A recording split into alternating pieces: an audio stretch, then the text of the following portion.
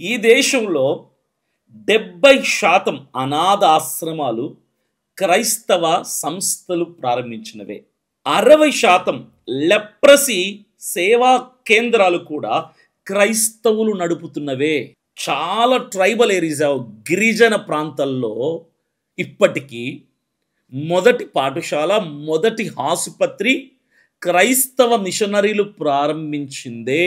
ఇప్పుడు చెప్పండి సార్, ఎవడు ఎవడిని మోసం చేస్తున్నాడు? క్రైస్తవులమైన మేము, మా పూర్వీకులు, మా పితరులు, మా మిషనరీలు క్రైస్తవులకి ఎంతో చేశారు. నాన్ క్రిస్టియన్స్కి ఎంతో చేశారు, ముస్లిమ్స్కి ఎంతో చేశారు. టోటల్గా భారతదేశ ప్రజలందరికీ మామతమా పరమతమా అన్న భేదం లేకుండా సాటి మనిషిని ప్రేమించి ఎన్నో సేవలు చేసినటువంటి ఈ దేశంలో క్రైస్తవుడికి దక్కుతున్నటువంటి ఘనత ఈరోజు కఠినమైన చర్యలు తీసుకోవాలనా? క్రైస్తవుణ్ణి గుణపాఠం చెప్పాలనా? విజయసాయి రెడ్డి గారు, మిమ్మల్ని నేను ప్రశ్నిస్తున్నా. చరిత్ర తెలుసా మీకు? అనుభవం కలిగినటువంటి నాయకులే కదా మీరు. స్వలాభం కోసం, స్వార్థం కోసం నరం లేని నాలుగుంది కదా నోట్లో ఒకటని చెప్పి ఇష్టం వచ్చినట్టు మాట్లాడితే చేతులకు గాజులు వేసుకున్నట్టు నోరు మూసుకొని కూర్చుంటాం అనుకున్నారా?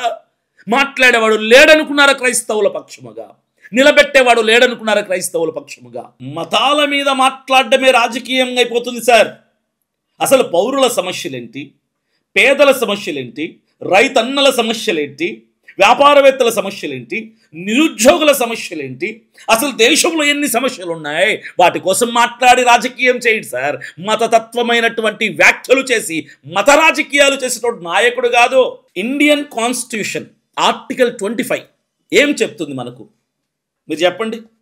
అంటే నువ్వు నాయకుడివే కదా, పెద్ద పార్టీలతో పనిచేసిన వాడివి కదా, వయసు కూడా బాగా ఉంది కదా, నువ్వు చెప్పు. విజయసాయి రెడ్డి, నువ్వు చెప్పవయ్యా బాబు, నువ్వు చెప్పు. ఆర్టికల్ 25 ఇది నేను రాసిందో మీ తాత రాసిందో కాదు కదా. మన భారత రాజ్యాంగం అంబేద్కర్ గారు ఇచ్చినటువంటి బహుమానం కదా భారతదేశానికి. ఏముంది రాజ్యాంగంలో?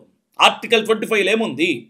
ఎవడైనా ఎప్పుడైనా ఎక్కడైనా ఎలాగైనా వాడు ఏ దేవుణ్ణైనా నమ్ముకోవచ్చు, ఏ మతంలోకైనా వెళ్ళచ్చు, ఏ మతాన్నైనా స్వీకరించుకోవచ్చు, ఏ మతాన్నైనా విడిచిపెట్టచ్చు. ఇది వ్యక్తిగత మత స్వాతంత్రం